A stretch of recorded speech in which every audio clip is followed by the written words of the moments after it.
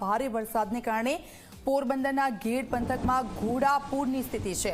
પોરબંદરના ઘેડ પંથકમાં જ્યાં જુઓ ત્યાં પાણી જ પાણી છે।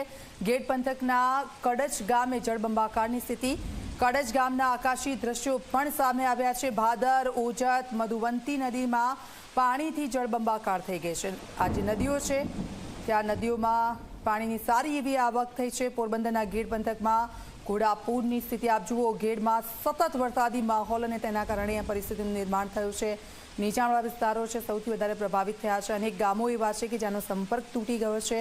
કડચ ગામના દ્રશ્યો મેં આપને બતાવી રહ્યા છે। આપની જ્યાં નજર જશે ત્યાં બસ માત્ર ને માત્ર પાણી જ પાણી જોવા મળી રહ્યું છે। રસ્તાઓ નદીઓમાં પરિવર્તિત થઈ ગયા છે અને લોકો પોતાના ઘરમાં પુરાઈ રહેવા મજબૂર બન્યા છે આ વરસાદી આફતને કારણે આ પરિસ્થિતિનું નિર્માણ।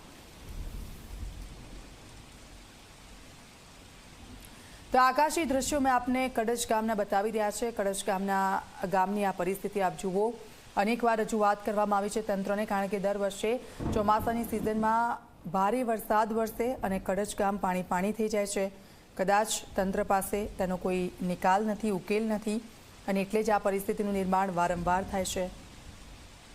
ઘેડ પંથકના દ્રશ્યો પણ અમે આપને બતાવી રહ્યા છે અને ત્યાં જે ગામડાઓમાં જે લોકો વસવાટ કરી રહ્યા છે તેમની શું સ્થિતિ હશે, કારણ કે ઉપર આકાશી આફત અને નીચે પાણીનું સામ્રાજ્ય।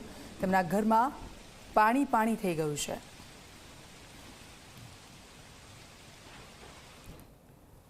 તો રાજકોટમાં સિવિલ સુપ્રિન્ટેન્ડન્ટ પાસેથી